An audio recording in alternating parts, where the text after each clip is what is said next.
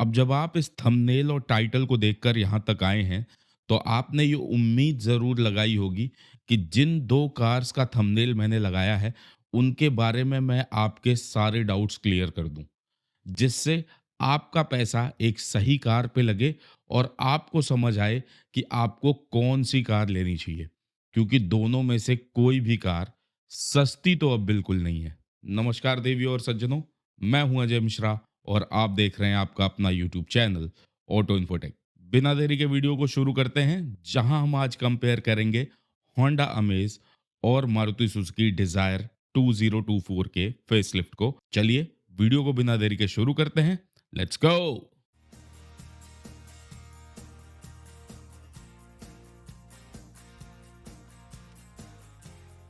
अब इस वीडियो को शुरू करने के पहले एक चीज मैं आप लोगों से जरूर कहना चाहूंगा कि ये जो ओपिनियन है वो मेरे हैं और मुझे किसी भी ब्रांड या किसी भी चीज की तरफ से फोर्स नहीं किया जा रहा है कि मैं अपने ओपिनियन किसी के लिए ज्यादा बायस्ड रखूं या किसी के लिए ज्यादा हार्श रखूं।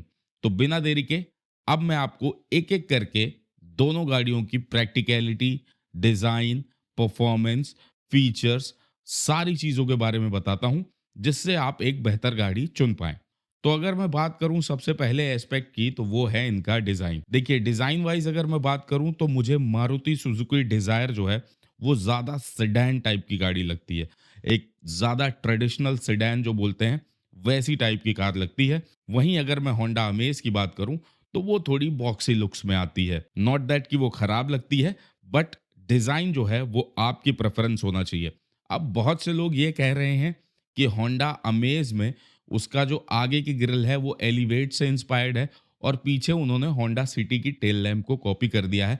तो भैया मैं आपको बता देता हूँ, होंडा की ये नई डिज़ाइन फिलॉसफी है। आप कोई भी जो विदेश में होंडा की गाड़ियाँ लॉन्च हो रही हैं, होंडा सिविक हो, अकॉर्ड हो, कोई सी भी गाड़ी हो, अगर उसमें आप ये ग्रिल देखेंगे तो ये नया उनका डिज़ाइन लैंग्वेज है। तो डिज़ाइन को मैं सब्जेक्टिव छोड़ता हूँ। दोनों गाड़ियाँ मुझे काफ़ी खूबसूरत लगती हैं। लेकिन अगर मेरा ओपिनियन आपको लेना है तो मैं डिजाइन वाइज शायद डिजायर को थोड़े ज्यादा नंबर दूंगा एक्सटीरियर लुक्स में। अब बात करते हैं सबसे बड़े एस्पेक्ट की, जो मुझे लगता है किसी भी गाड़ी को कंसिडर करते समय होना चाहिए, वो है उसका इंजन। देखिए डिजायर में आपको अब 3 सिलेंडर इंजन मिलता है जो कि लगभग 82 bhp की पावर निकालता है और 113 न्यूटन मीटर का टॉर्क निकालता है। वहीं अगर मैं होंडा अमेज की बात करूं तो उसमें अभी भी आपको 4 सिलेंडर नेचुरली एस्पिरेटेड इंजन मिलता है जो कि लगभग 90 bhp की पावर और 110 न्यूटन मीटर का टॉर्क निकालता है। ये नंबर्स जो हैं सिर्फ नंबर्स नहीं होते हैं, इनका सच में रियल लाइफ में बहुत बड़ा इम्पैक्ट होता है। तो इसलिए अगर मैं इंजन की बात करूं तो होंडा अमेज का इंजन ज़्यादा बेहतर है डिज़ायर के इंजन से। ना सिर्फ ये, 3 सिलेंडर इंजन थोड़े ज़्यादा नॉइज़ी होते हैं और वहीं 4 सिलेंडर इंजन जो हैं वो बहुत कम नॉइज़ करते हैं। तो रिफाइनमेंट की भी अगर मैं बात करूं दोनों इंजन्स के, कि होंडा अमेज का इंजन ज़्यादा रिफाइंड है। मैं अब बात कर रहा हूं डिज़ायर से कंपेयर कर रहा हूं जब उसमें 3 सिलेंडर इंजन है। अन्यथा जब डिज़ायर में 4 सिलेंडर इंजन आता था तो दोनों नेक टू नेक थे, या मैं कहूँगा कि डिज़ायर का इंजन रिफाइनमेंट के मामले में ज़्यादा बेहतर था। लेकिन अब अगर मैं बात करूँ तो होंडा अमेज ने कमाल का काम किया है।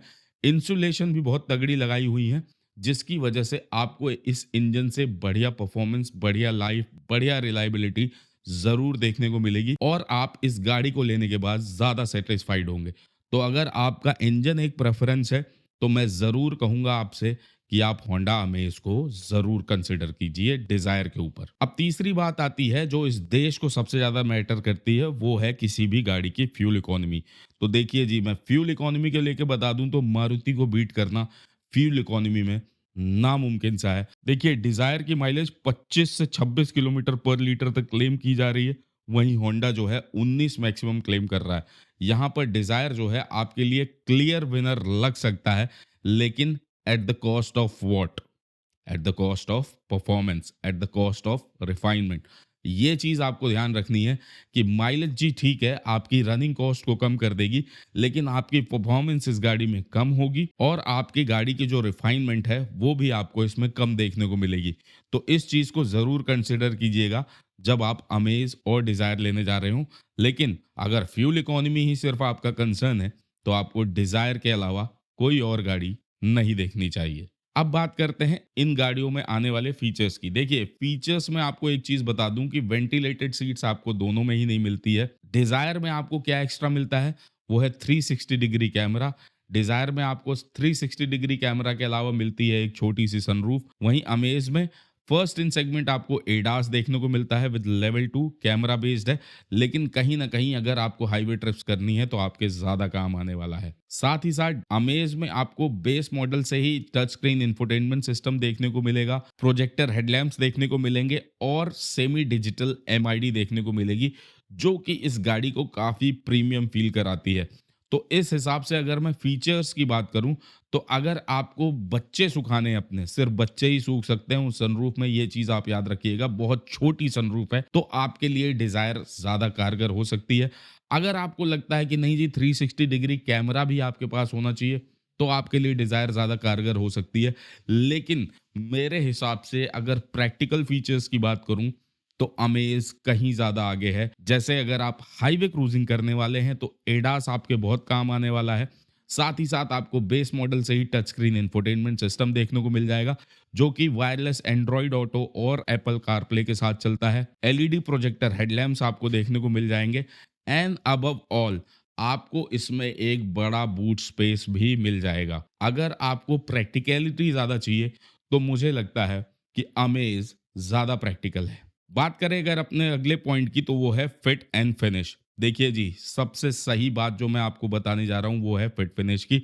मुझे लगता है कि होंडा अमेज़ एक बेहतर प्रोडक्ट बनाती है, चाहे वो प्लास्टिक की क्वालिटी हो इंटीरियर्स में, चाहे उसके फिट फिनिश की बात हो, होंडा अमेज़ बेहतर लगती है।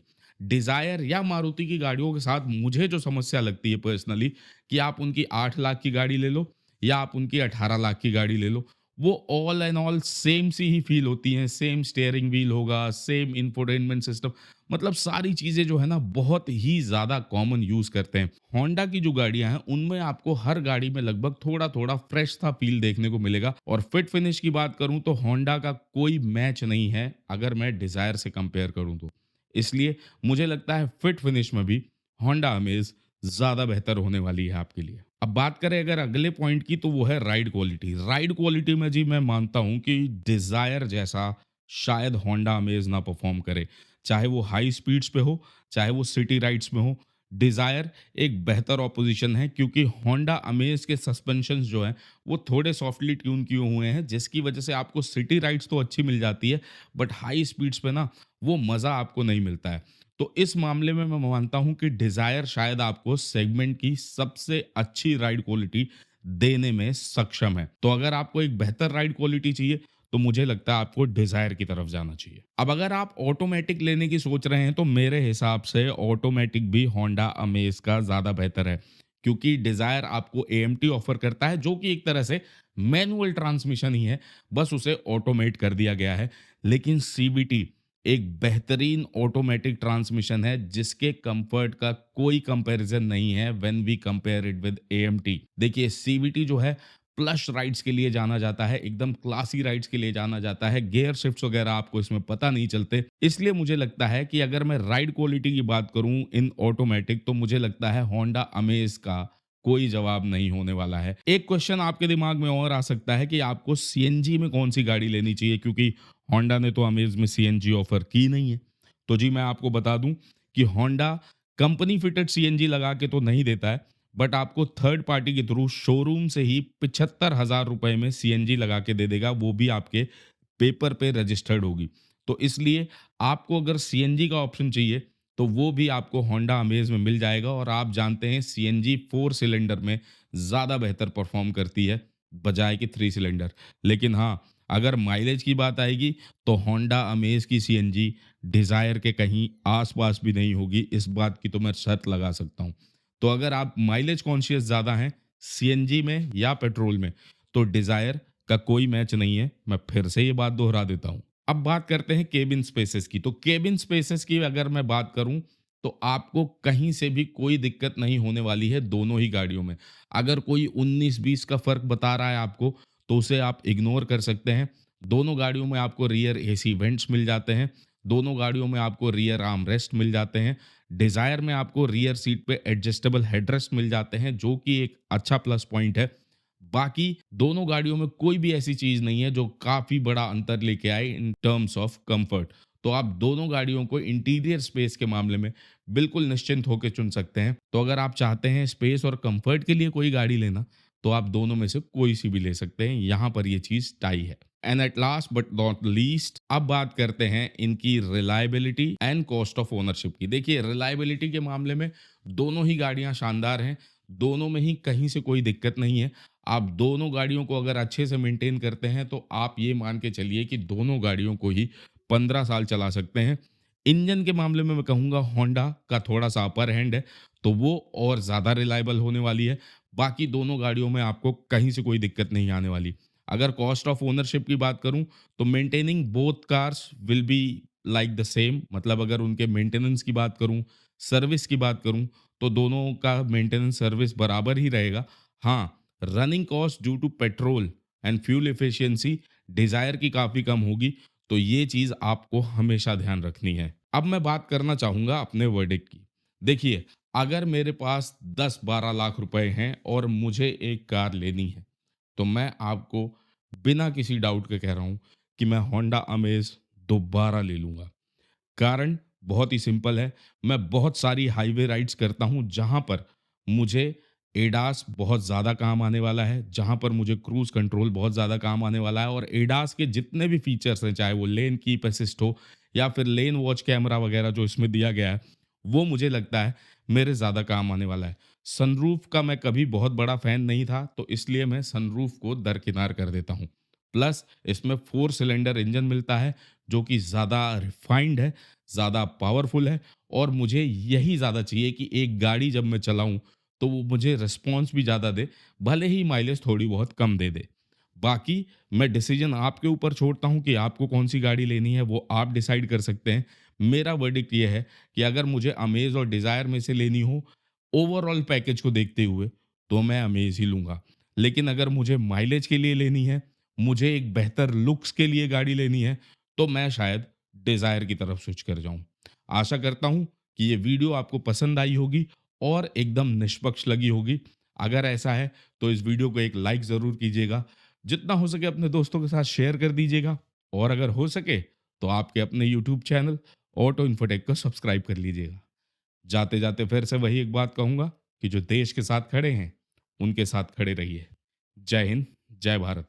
वीडियो देखने के लिए आप सभी का बहुत-बहुत धन्यवाद।